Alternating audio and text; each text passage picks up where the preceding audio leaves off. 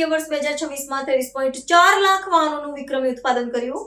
Automobile ક્ષેત્રે ભારતની મજબૂત આગેકૂચ. ભારતની સૌથી મોટી કાર ઉત્પાદક કંપની મારુતિ સુઝુકી ઇન્ડિયા લિમિટેડે નાણાકીય વર્ષ 2025-26 દરમિયાન કુલ 23,40,000 વાહનોનું ઉત્પાદન કરીને એક અભૂતપૂર્વ સીમાચિહ્ન સર કર્યું છે.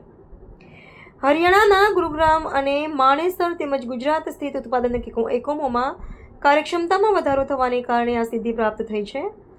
કંપનીના ઇતિહાસમાં એક જ વર્ષમાં આટલી મોટી સંખ્યામાં વાહનોનું ઉત્પાદન પ્રથમ વખત થયું છે, જે દેશમાં વાહનોની વધતી જતી માંગ અને ઉત્પાદન ક્ષમતાના વિસ્તરણને આભારી છે.